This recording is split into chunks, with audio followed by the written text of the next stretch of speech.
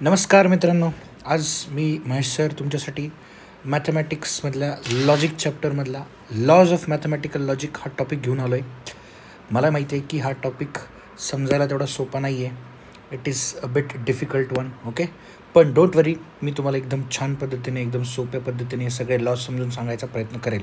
This is my promise. Okay, at the end of this video तुम्हाला सगळ्या गोष्टी clear होतील, हे माझं तुम्हाला पक्क प्रॉमिस आहे. Okay, let us understand this laws of mathematical logic. हे बघा, भरपूर लॉज आहेत, बरेच लॉज आहेत याच्यामध्ये. ठीक आहे, 10 लॉज आहेत टोटल.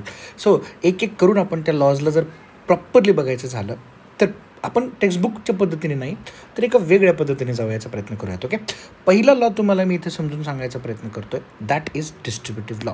काय आहे? डिस्ट्रीब्युटिव्ह. याचं नाव आहे डिस्ट्रीब्युटिव्ह लॉ. हा लॉ केव्हा वापरायचा? ठीक आहे, तुम्हाला दिसतात आहेत 3 स्टेटमेंट्स दिसतात आहेत का? बघा, on the screen you see. First one is a P statement, second one is a Q statement and third one is a R statement. हे 3 स्टेटमेंट दिसले असतील. ठीक आहे, हे 3 स्टेटमेंट्स आहेत. 3 स्टेटमेंट्सच्या आतमध्ये चेक करा तुम्ही, साईन वेगळी आहे. इथे अँड साईन आहे, तर इथे कुठली साईन आहे? ऑर. म्हणजे हा लॉ केव्हा यूज होतो? When there are 3 statements. केव्हा यूज होतो? when there should be how many statements? 3 statements. Minimum 3 statements असले पाहिजेत. बघा, मी इथे लिहिते. ओके, त्यांच्यामध्ये साईन कशी असली पाहिजे? साईन डिफरंट असली पाहिजे. हे साईन म्हणजे काय रे मित्रांनो? हे बघा, हे जे अँड आणि ऑर आहे याला आपण एका मिनिटासाठी साईन म्हणूयात. मॅथमॅटिक्समध्ये साईन असतात ना, प्लस मायनस, तशा पद्धतीने आपण हा व्हिडिओ समजण्यासाठी याला साईन म्हणूयात. ओके, सो लक्ष द्या बरं का, पूर्ण व्हिडिओमध्ये मी जिथे साईन म्हणतोय तिथे ह्या गोष्टी लक्षात ठेवायच्या. ओके, किती स्टेटमेंट्स पाहिजेत परत एकदा सांगा मला. We need 3 statements. We need what? We need 3 statements. What are those 3 statements? सांगा मला. What are those 3 statements? This 3 statements are, first one is P, Q and R. 3 स्टेटमेंट्समध्ये वेगळी साईन पाहिजे. म्हणजे इकडे अँड तर इकडे ऑर, इकडे ऑर तर इकडे अँड. दोन्हीपैकी कुठलंही पॉसिबल केस चालू शकते. ठीक आहे, हाच लॉ सगळ्यात जास्त वेळा वापरला जाणारा लॉ असतो आणि हा सगळ्यात महत्त्वाचा लॉ असतो. Let us understand this law. Okay, जास्त वेळ घेत नाही मी तुमचा. Let us try to understand this law. आता ह्या लॉला समजण्यासाठी हा पी स्टेटमेंट आहे, हा असं करायचं तुम्हाला. हा पी आणि अँड जो दिसतोय ना, दोघं हे तुम्हाला ब्रॅकेटला मल्टिप्लाय करायचे. ब्रॅकेटमध्ये कोण कोण आहे सांगा बाळांनो? ब्रॅकेटमध्ये क्यू आणि आर आहे. ब्रॅकेटमध्ये कोण कोण आहे? क्यू आणि आर. बघा, सो पहिले मी पी अँड या दोन्ही गोष्टींना क्यूशी मल्टिप्लाय करतो. बघा, दिसतंय का तुम्हाला? P and Q. नंतर हे जे पी अँड आहे हे आरशी मल्टिप्लाय करतो. P and R. परत सांगतो. मी काय केलं आहे? पहिलं कोणाला घेतलं आहे? पी अँड क्यू हे दोघं, बरोबर आहे. नंतरच्या केसमध्ये मी कोणाला घेतलं आहे? पी अँड हे आर. म्हणजे पी अँड ह्या दोन्हीला मी डिस्ट्रीब्यूट करून टाकलं. कशावरती? पहिलं क्यूवरती, नंतर आरवरती डिस्ट्रीब्यूट केलं.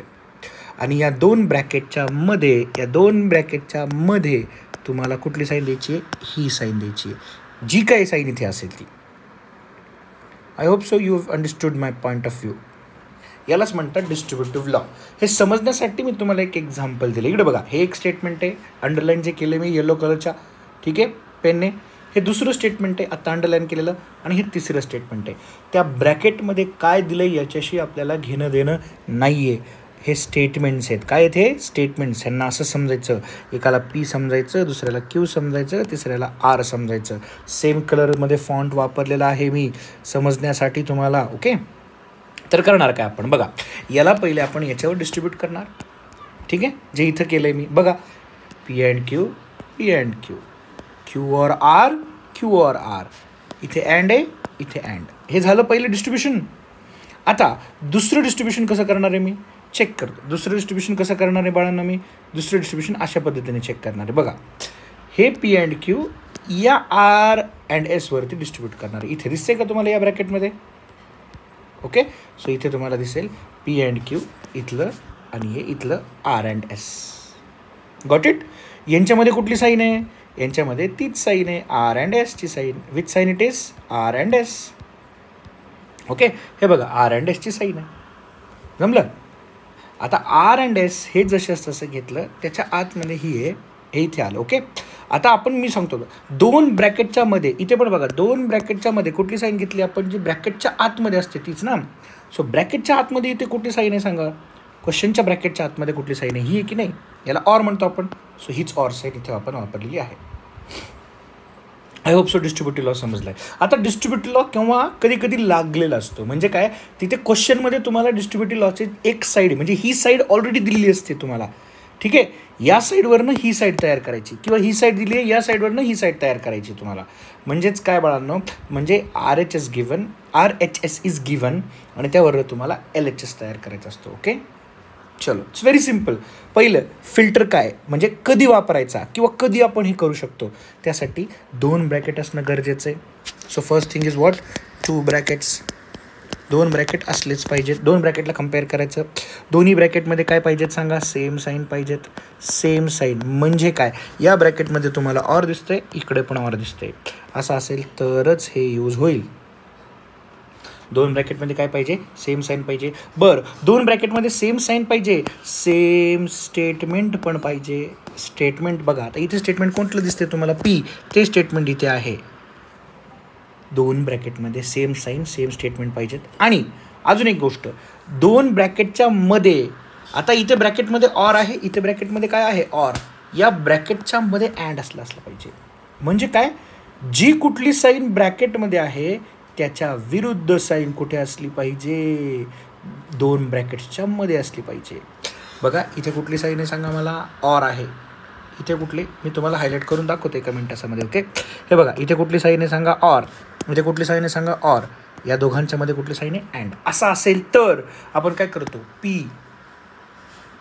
P, इकडचा P कॉमन काढतो. काढला, दोघांमध्ये दोन्ही ब्रॅकेटमध्ये कॉमन साईन कुठली आहे, ऑर आहे, ती पण कॉमन काढली आपण. मग अनकॉमन कोण कोण उरले, इकडे Q उरलाय आणि इकडे R उरलाय. सो Q आणि R हे लिहिले. आता यांच्यामध्ये कुठली साईन द्यायची, तर याच्यामधली, म्हणजे याच्या ऑपोजिट आहे ते. It's very simple, very simple. 1 second I try to explain. किती स्टेटमेंट्स पाहिजे, सॉरी किती ब्रॅकेट्स पाहिजे, 2 ब्रॅकेट्स. 2 ब्रॅकेटमध्ये काय पाहिजे, सेम साईन पाहिजे. इथे ऑर आहे, इथे पण ऑरच पाहिजे. आणि जे ऑर असेल तर मध्ये इथं काय पाहिजे, अँड पाहिजे. 2 ब्रॅकेट्सच्या आतमध्ये काय पाहिजे, अँड पाहिजे. हे समजलं. याच्यानंतर दोन्ही ब्रॅकेटमध्ये सेम स्टेटमेंट पण हवे. कुठलंही एक स्टेटमेंट सारखं असलं पाहिजे. इथे P आहे तर इथं पण P आहे. आता Q आणि R वेगवेगळे स्टेटमेंट्स आहेत, नो प्रॉब्लेम. मग जे सारखे स्टेटमेंट्स आहेत त्यांना बाहेर काढूयात आपण. P ऑर बाहेर निघले, बाहेर म्हणजे ब्रॅकेटच्या बाहेर. ब्रॅकेटच्या आतमध्ये कोण कोण राहतं सांगा मला, Q, R. आणि साईन कुठली राहणार, ही साईन जी कॉमन नाही आहे, जी एकदाच आहे, त्यामुळे ती एकदाच लिहायची आपण. That's it. I hope so this is clear. हे समजण्यासाठी तुम्हाला एक इथे मी खाली एक्झाम्पल दिले बघा. 2 ब्रॅकेट आहेत. This is 1 bracket and this is another bracket. ठीक आहे, if you look into this properly, this is 1 bracket, this is another bracket. 2 ब्रॅकेटमध्ये P गोल केला आहे मी, मार्क केला, दिसते का तुम्हाला, P हा सेम आहे. आणि दुसरी गोष्ट, दोन्ही ब्रॅकेटमध्ये साईन पण कोण आहे सांगा मला, ऑरची साईन आहे. सो P आणि ऑर मी कॉमन म्हणून काढले. ठीक आहे. हां, वन मोर थिंग सर, इथे यांची पोझिशन वेगवेगळी असली तरी चालेल का, येस चालेल. इथे अजून एक लॉ लागतो, कम्युटेटिव्ह लॉ, जो मी तुम्हाला पुढे शिकवणार आहे की आपण या दोघांची जागा आपसात बदलू शकतो. म्हणजे हा फर्स्ट पोझिशनवरती आहे पण हा सेकंड पोझिशनवरती आहे, तर हा फर्स्ट पोझिशनवरती आपण आणू शकतो. By using which law, by using commutative law. ठीक आहे, ते मी तुम्हाला सांगेल 2 मिनटामध्ये. I hope so this is clear to you. ठीक आहे, एवढं इथपर्यंत समजलं आहे. आता कसं करायचं, इकडे बघा कसं सॉल्व्ह करायचं. याच्यातनं P आणि याच्यातनं अँड, P आणि ऑर, P आणि ऑर, याच्यातनं P आणि ऑर कॉमन काढले. अनकॉमन कोरले, कोण उरले, Q, निगेशन Q, हे दोघं जण उरले. यांची साईन कुठली आहे, अँड, ती मी त्या ब्रॅकेटच्या आतमध्ये लिहून टाकली. ओके, मी परत बॅक का करतो आहे, जेणेकरून हे तुमचे नोट्स प्रॉपर पहिले जसे होते तसेच राहतील. ह्या नोट्स तुम्हाला मी पाठवेल, don't worry. Okay, just DM मी, तुम्हाला मी नोट्स तुमच्या ह्याच्यात पाठवेल, डोंट वरी. ठीक आहे, थँक्यू. आता पुढे बघा, कॉम्प्लिमेंट लॉ, डिस्ट्रीब्युटिव्ह लॉ. एक लॉ समजून घेतला आहे, सगळ्यात महत्त्वाचा लॉ हाच होता. आता दुसरं लॉ आपण बघणार आहोत, that is distributive law, sorry complement law. दुसरा जास्त वापरण्यात जाणारा लॉ. हा लॉ बहुतांश करून 90% ऑफ द सम्समध्ये वापरला जातो. 90 काय, मी तर म्हणतो सगळ्यात सम्समध्ये सिम्प्लिफिकेशनच्या हा लॉ वापरला जातो. खूप सोपं आहे, सिम्पल आहे. एक स्टेटमेंट पाहिजे आणि दुसरा त्याचा निगेशन पाहिजे. निगेशन म्हणजे त्याच्या विरुद्ध स्टेटमेंट. कसं ओळखणार आपण, खूप सिम्पल असतं, जशाच तसं असतं, फक्त निगेटिव्ह साईन असते. काय असते, निगेटिव्ह साईन असते. बघा, P negation P, R negation R.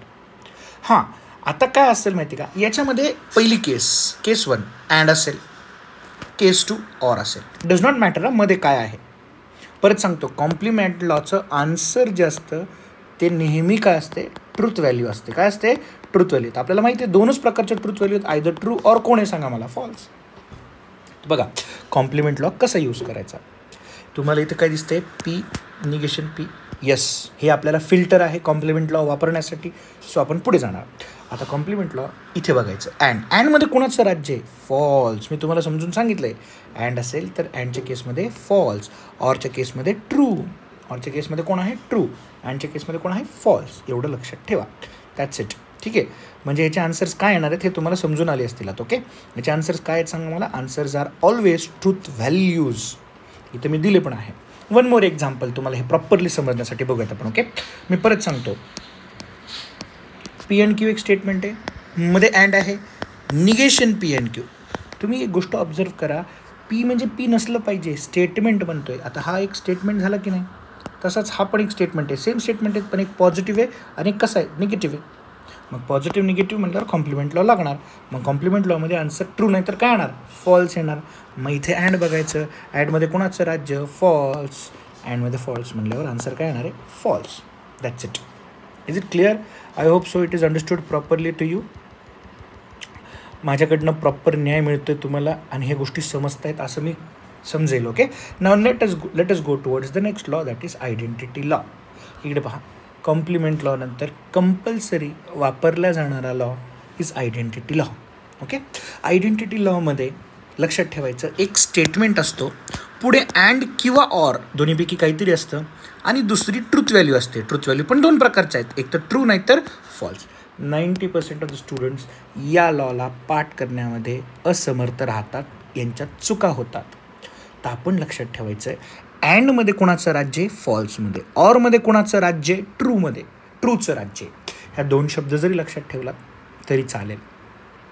याची स्टोरी काय आहे काय नाही आहे हे अगोदरच्या व्हिडिओजमध्ये तुम्हाला मिळून जाईल. ओके, अगोदरचे व्हिडिओज चेक करा, ट्रूथ टेबलचा व्हिडिओ आहे, खूप सिम्पल आहे. ॲडमध्ये फॉल्सचं राज्य, ऑरमध्ये ट्रूथचं राज्य. बघा, एक स्टेटमेंट एक ट्रूथ व्हॅल्यू, एक स्टेटमेंट एक ट्रूथ व्हॅल्यू, एक स्टेटमेंट एक ट्रूथ व्हॅल्यू, एक स्टेटमेंट एक ट्रूथ व्हॅल्यू. चारही केसेस आपण बघितल्या. आता इथे असं लक्षात ठेवायचं की या दोघांच्या वर्चस्वाची लढाई चालू आहे. आयडेंटिटी नावातच सगळे, दोघंही आयडेंटिटीसाठी लढत आहेत. म्हणजे दोघांपैकी कोणीतरी एक जिंकणार आहे. एक तर स्टेटमेंट जिंकेल नाही तर ट्रूथ व्हॅल्यू जिंकेल. पण हे ठरवणारं कोण असतं, हे ठरवणारं असतं आतमधली साईन. आतमधली साईन ठरवते. कसं दाखवतो मी तुम्हाला. बघा, अँडमध्ये कोणाचं राज्य आहे, फॉल्सचं. इथे कोण आलं आहे, ट्रू. मग जिंकला कोण, स्टेटमेंट. आलं का लक्षात? परत एकदा सांगतो, अँडमध्ये कोणाचं राज्य आहे सांगा. अँडमध्ये इथे लिहून दिलेलं मी तुम्हाला. अँडमध्ये कोणाचं राज्य आहे, अँडमध्ये आहे राज्य फॉल्सचं. कोणाचं राज्य आहे, फॉल्स. पण इथे कोण आलं आहे, ट्रू. कोण यायला कोण पाहिजे, फॉल्स यायला पाहिजे, ट्रू आला. ट्रूचं काही चालणार आहे का, नाही. कोण जिंकणार, मग स्टेटमेंट. चला दुसऱ्या ह्याच्यात बघूयात आपण. इथे कोण दिसते तुम्हाला, ऑर. ऑरमध्ये कोणाचं राज्य आहे सांगा मला, फॉल्सचं. इथे कोण आलाय, ट्रू. सॉरी, ऑरमध्ये कोणाचं राज्य आहे सांगा मला, ट्रूचं. इथे कोण आलाय, ट्रू. अरे वा, खूप छान झालं. मग ट्रूच जिंकणार. That's it. सो दोघांपैकी म्हणजे स्टेटमेंट किंवा ट्रूथ व्हॅल्यू या दोघांपैकी कोण जिंकलं, तर ट्रूथ व्हॅल्यू. That's it. ठीक आहे. नेक्स्ट थर्ड आहे फॉल्स. इथे कोण आहे, अँड. अँडमध्ये कोणाचं राज्य आहे, फॉल्सचंच राज्य आहे. मग फॉल्सच जिंकला. बघा इथे, बघा इथे आहे ऑर. ऑरमध्ये कोणाचं राज्य आहे, ऑरमध्ये कोणाचं राज्य आहे, ट्रूचं राज्य. पण इथे कोण आहे, फॉल्स. मग जिंकला कोण, स्टेटमेंट.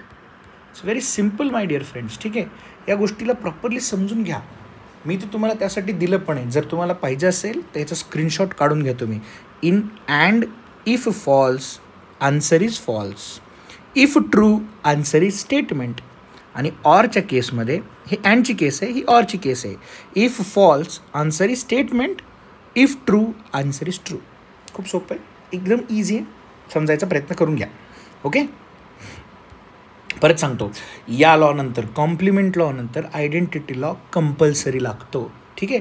नेक्स्ट आहे डी मॉर्गन्स लॉ. हा केव्हा वापरायचा, स्टेटमेंट 2 असू द्या, 3 असू द्या, 4 असू द्या, काही फरक पडत नाही. जेव्हा ब्रॅकेटच्या बाहेर निगेशन असेल, ब्रॅकेटच्या बाहेर काय असेल, निगेशन असेल. आणि डी मॉर्गन्स लॉमध्ये काय होतं आहे, तुम्ही एक गोष्ट चेक करा. इन शॉर्ट, जसं आपण एखादी साईड मल्टिप्लाय करतो, इकडे बघा मी तुम्हाला दाखवायचा प्रयत्न करतो, मायनसनी जर या दोघांना मल्टिप्लाय केला तर हे असं होईल की नाही, -3 -4 होईल की नाही, बरोबर आहे. त्याच पद्धतीने इथे लॉ असाच लागतो, हा डी मॉर्गन्स लॉ. काय होतं बघा, हा मायनस पहिले इथं मल्टिप्लायड होतो, निगेशन पी आला का, हा मायनस इथे मल्टिप्लाय झाला, निगेशन क्यू. पण मधली जी साईन आहे अँडच्या ऐवजी आलं आहे काय, ऑर. याच लॉला म्हणून म्हणलं जातं डी मॉर्गन्स लॉ. काय म्हणलं जातं, डी मॉर्गन्स लॉ. मी इथं लिहिले बघा, and is changed to or and or is change to and. कुठल्या केसमध्ये, De Morgan's law. In which case it is De Morgan's law. ठीक आहे, दोघांना सेपरेट निगेशन लागतं. आणि ह्याचं RHS इकडे बघा, समजा हे दिलं असेल तर ह्याच्यातनं हे कसं बनवायचं, खूप सिम्पल आहे. निगेटिव्ह निगेशन कॉमन काढायचं. निगेशन काय काढायचं, कॉमन. याच्यातनं हे दिलं कसं करायचं, आणि परत काय करायचं, ऑरच्या ऐवजी काय लिहायचं आपण, अँड लिहायचं. It is as simple as water. Okay, खूप सोपं आहे. बघा, एक एक्झाम्पल दिलं आहे मी तुम्हाला समजण्यासाठी. इथं मी पर्पजली PQ घेतलेलं नाही आहे, मी 2 वेगळे स्टेटमेंट्स घेतलेत. हे एक स्टेटमेंट आहे आणि हे एक स्टेटमेंट आहे. या दोन्ही स्टेटमेंटला बाहेर ब्रॅकेटला काय लागलेलं आहे सांगा मला, निगेशन. हे निगेशन पहिले या ब्रॅकेटला मल्टिप्लाय होईल, नंतर या ब्रॅकेटला मल्टिप्लाय होईल. झालं आहे का बघा, साईन कुठली चेंज होईल, ही चेंज होईल. हे इथे ऑर आहे, ऑरचं काय झालं सगळा, अँड झालं अँड. आता दुसऱ्यांदा परत एकदा लागतो डी मॉर्गन्स लॉ. तो कसा लागतोय बघा, हा निगेशन या ब्रॅकेटला दोघांनाही मल्टिप्लाय होईल, आणि हा जो अँड आहे याचं कन्वर्जन कशामध्ये होईल, ऑरमध्ये होईल. ही साईन मात्र चेंज होणार नाही, कारण इथे काही लागत नाही आहे. आता इथे लागणार, या पार्टला खाली दिसतंय का तुम्हाला, कसं होईल, निगेशन क्यू, निगेशन आर, आणि हे जे ऑर आहे या ऑरचं कन्वर्जन कशामध्ये झालं आहे, अँडमध्ये झालं आहे. नोट्समध्ये अजून छान पद्धतीने कळेल बाळांनो तुम्हाला. तुम्ही थोडंसं सेल्फ स्टडीसुद्धा केलंच पाहिजे या गोष्टीचं. पण don't worry, it is very simple. मी सांगितल्या पद्धतीने एकदम सोप्या पद्धतीने मी तुम्हाला सांगायचा प्रयत्न केलेला आहे. ओके, ठीक आहे.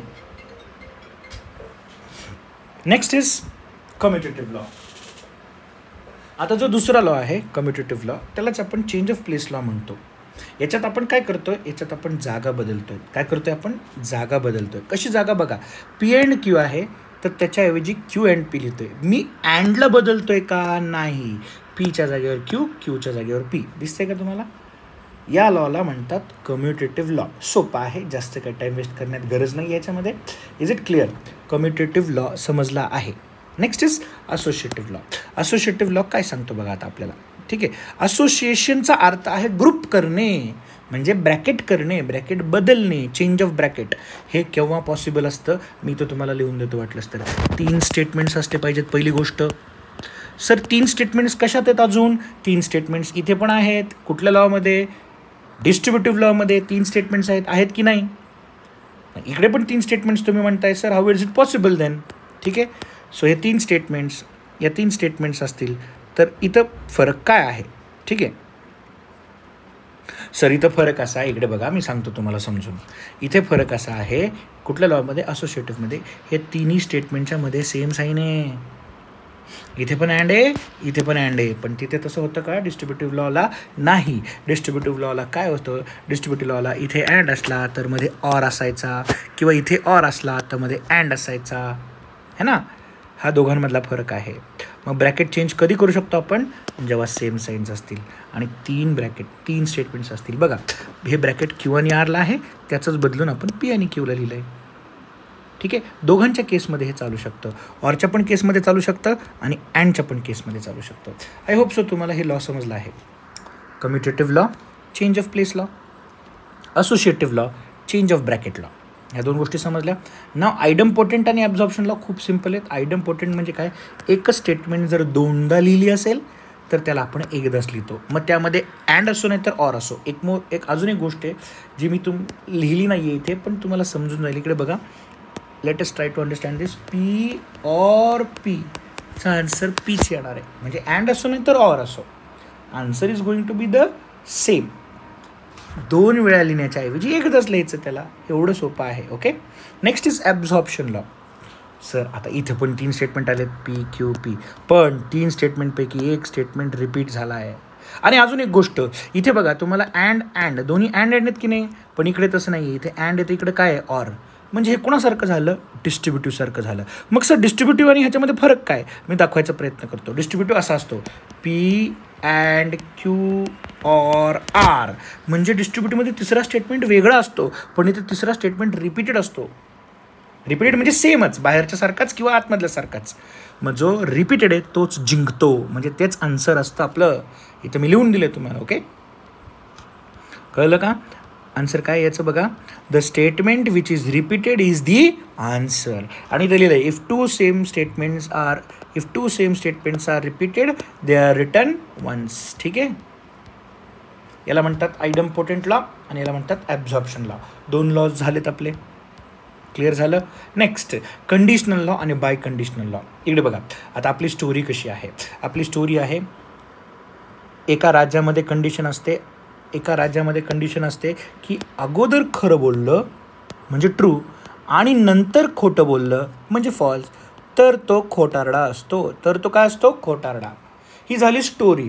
पण आपल्याला लॉमध्ये अगेन्स्ट द स्टोरी जायचं आहे. कसं जायचं आहे, अगेन्स्ट द स्टोरी, म्हणजे स्टोरीच्या विरुद्ध.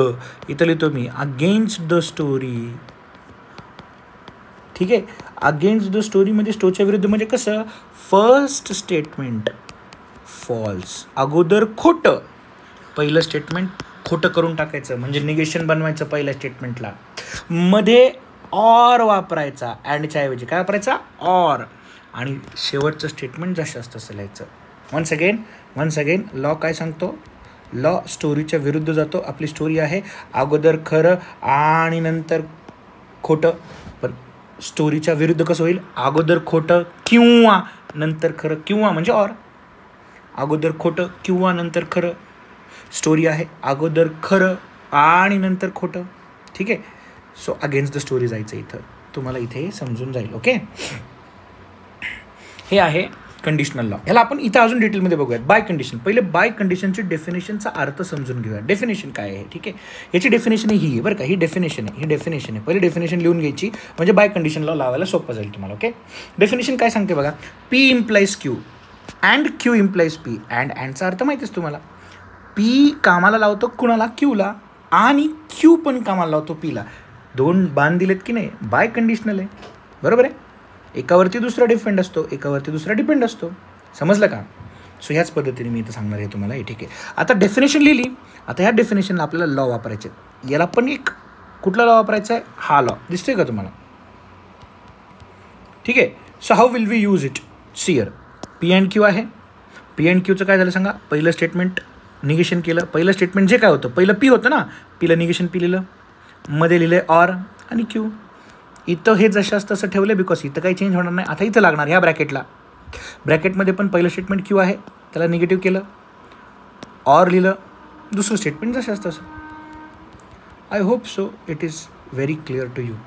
याला म्हणतात बाय कंडिशनल लॉ. काय म्हणतात त्याला, बाय कंडिशनल लॉ. अजून एकदा परत सांगायचा प्रयत्न करतो, एक दुसरे एक्झाम्पलने तुम्हाला मी सांगायचा प्रयत्न करतो. समजा असं असेल, आर डबल इम्प्लाइज एस. तर पहिले आपण स्टेटमेंट लिहिणार, R implies S and S implies R, असं लिहिलं. आता आपण याला कंडिशनल लॉ आणि याला कंडिशनल लॉ लावूयात. कंडिशनल लॉ काय सांगतो, पहिली स्टेटमेंट खोटी करायची म्हणजे निगेशन लावायचं, मध्ये किंवा वापरायचं आणि दुसरी स्टेटमेंट जशाच तशी लिहायची. ठीक आहे, आता इथं पण पहिली स्टेटमेंट खोटी करायची, निगेशन एस, मध्ये किंवा म्हणजे ऑर वापरायचं आणि दुसरी स्टेटमेंट जशाच तशी लिहायची, आरला आरच. आणि ही साईन बदलत नाही, त्यामुळे हे जशाच तसं. I hope so this by condition law is clear to you. समजलं का सगळ्यांना. ठीक आहे, जेवढं जमेल तेवढा मी प्रयत्न केला आहे. एक एक्झाम्पल इथे करून दाखवलेलं आहे, तुम्हाला बघायचं असेल तर हे एक्झाम्पल बघून घ्या बाळांनो. ठीक आहे, एक्झाम्पल कसं आहे, इकडे बघा, आपल्याला प्रूफ करायचं की हे ट्रू आहे. पहिलं तर मी जागा बदलली, या निगेशन पीला उचलून इकडे टाकलं, इथे आलं का हे, दिसतंय का तुम्हाला? पहिल्या जागेवर आलं आणि हे नंतरच्या जागेवर आलं. पण मी तिथे लिहिलेलं नाही आहे की कम्युटेटिव्ह लॉ वापरला आहे म्हणून मी डायरेक्ट डिस्ट्रीब्युटिव्ह लॉ वापरला. का डिस्ट्रीब्युटिव्ह वापरला बघा, 1 स्टेटमेंट, 2 स्टेटमेंट, 3 स्टेटमेंट. 3 स्टेटमेंटमध्ये कशी साईन आहे सांगा मला? डिफरंट साईन आहे. 3 स्टेटमेंटमध्ये जर डिफरंट साईन असेल तर आपण काय वापरतो? डिस्ट्रीब्युटिव्ह लॉ वापरतो. म्हणून आपण डिस्ट्रीब्युटिव्ह लॉ लावायचा प्रयत्न केला. डिस्ट्रीब्युटिव्ह लॉमध्ये पहिलं स्टेटमेंट इथे पहिलं P वरती मल्टिप्लाय झालं आणि मग स्टेटमेंट कशावर मल्टिप्लाय झालं? Q वरती मल्टिप्लाय झालं. हे मी मांडलं इथे इन द नेक्स्ट लाईन. दिसते का तुम्हाला? बघा ना, निगेशन P अँड P आलं, नंतर निगेशन P अँड Q इथं आलं लक्षात. आता अजून एक गोष्ट लक्षात ठेवायची याच्यामध्ये, आपण इथे लावलं आहे ना लॉ, सो याच्या पुढेच डिस्ट्रीब्युटिव्ह लॉ लिहायचं. इथे लावलं आहे तर याच्या पुढेच डिस्ट्रीब्युटिव्ह लॉ लिहायचं. जेव्हा मी इथे लॉ लावेल तेव्हा याच्या पुढे लिहिणार. आता इथे कुठला लॉ लागतो तो बघूयात आपण, ठीक आहे. इथे कुठला लॉ लागतो बघा, मी अंडरलाईन केलं आहे त्यासाठी खास. एक पॉझिटिव्ह स्टेटमेंट, दुसरा निगेटिव्ह स्टेटमेंट आहे. एक पॉझिटिव्ह स्टेटमेंट, दुसरा कुठला आहे? निगेटिव्ह स्टेटमेंट आहे. सो पॉझिटिव्ह निगेटिव्ह म्हणल्यावर कॉम्प्लिमेंट लॉ. कॉम्प्लिमेंट लॉचं उत्तर एक तर ट्रू नसतं, नाही तर काय असतं? फॉल्स असतं. ते कशावर ठरवतो आपण? मधल्या साईनवर. मध्ये कोण आहे? ऑरमध्ये कोणाचं राज्य? ट्रूचं राज्य. So true. आलं का? म्हणजे याच्या ऐवजी मी हे लिहिलंय, फक्त लिहिलं झालं. आता पुढची गोष्ट बघूयात. पुढे काय दिसतं तुम्हाला? हे जशाच तसं मी इथं मांडून टाकलं. मी सांगितलं तुम्हाला कॉम्प्लिमेंट नंतर कंपल्सरी कुठला लॉ लावायचा असतो? Identity law. आयडेंटिटीमध्ये काय असतं? एक ट्रूथ व्हॅल्यू आणि एक स्टेटमेंट. हे स्टेटमेंट आहे आणि ही ट्रूथ व्हॅल्यू आहे. मग मला सांगा इथे सुद्धा कोण जिंकतं? एक तर स्टेटमेंट जिंकतं, नाही तर ट्रूथ व्हॅल्यू जिंकते. दोघांपैकी कोण जिंकणार हे बघण्यासाठी आपण काय करूयात? आपण ह्या दोघांमधली साईन बघूयात. ओके, या दोघांमधली साईन कुठली आहे? ऑर आहे. ऑरमध्ये कोणाचं राज्य? ट्रूचं राज्य. सो जिंकणार कोण? ट्रूच, स्टेटमेंटच. इथे फॉल्स असलं असतं तर जिंकलं असतं स्टेटमेंट. आलं लक्षात? Are you trying to understand? So the answer is true itself. I hope so it is very clear to you. One more example बघा. इथं कसं केलं मी? ब्रॅकेटच्या बाहेर काय दिसते तुम्हाला? निगेशन दिसते. सो इथे डिमॉर्गन्स लॉ लावला. डिमॉर्गन्स लॉ लावल्यानंतर मला 2 ब्रॅकेट दिसले. दोन्ही ब्रॅकेटमध्ये इथे पण अँड आहे, इथे पण अँड आहे, इथे ऑर आहे. म्हणजे डिस्ट्रीब्युटिव्ह लॉ लागलेला आहे. LHS दिली त्याची, बरोबर आहे. RHS दिली आपल्याला, त्याची LHS काढायची आहे. मग ती कशी काढणार आपण? इथनं निगेशन P आणि इथनं निगेशन P कॉमन काढणार, बरोबर आहे. अनकॉमन कोण कोण उरलं सांगा मग आता? अनकॉमन निगेशन Q आणि इकडं कोण आहे? Q. आता निगेशन Q म्हणजे एक पॉझिटिव्ह एक निगेटिव्ह. कुठला लॉ वापरण्यात येईल आपल्याला सांगा मला? Complement law. कॉम्प्लिमेंट लॉचं उत्तर कोण असतं? एक तर ट्रू असतं, नाही तर काय असतं? फॉल्स असतं. कशावर चेक करायचं? या दोघांमधल्या साईनवरती चेक करायचं. मधली साईन आहे ऑर. ऑरमध्ये कोणाचं राज्य? ट्रूचं राज्य. ट्रू जिंकला. कॉम्प्लिमेंट नंतर कंपल्सरी कुठला लॉ लागतो? Identity law. आयडेंटिटीमध्ये कोण जिंकतं सांगा मला? एक तर स्टेटमेंट जिंकतो, नाही तर ट्रूथ व्हॅल्यू जिंकते. ते कशावर बघायचं? मधल्या स्टोरीवरती बघायचं. इथे कोण आहे सांगा मला? अँडमध्ये कोणाचं राज्य असतं? फॉल्सचं. पण इथे कोण आलाय? ट्रू आलाय. मग जिंकणार कोण? स्टेटमेंट. स्टेटमेंट कोण आहे? Negation P. I hope so this is understood very properly. समजते का मित्रांनो? ठीक आहे, मी प्रॉपर न्याय द्यायचा प्रयत्न केला आहे. बाकीच्या व्हिडिओजमध्ये तुम्हाला बाकीचे कंटेंट्स दिसून येतील. Please like, share and subscribe. जर तुम्हाला समजलं असेल तर तुमच्यासारख्याच बाकीच्या मित्रांनासुद्धा हा व्हिडिओ पाठवा. असेच मी तुम्हाला मॅथमॅटिक्स एकदम सोप्या पद्धतीने, स्टोरीजने आणि अशा टेक्निक्सने तुम्हाला समजून सांगायचा प्रयत्न करेल. ठीक आहे. Thank you so much. थँक्यू.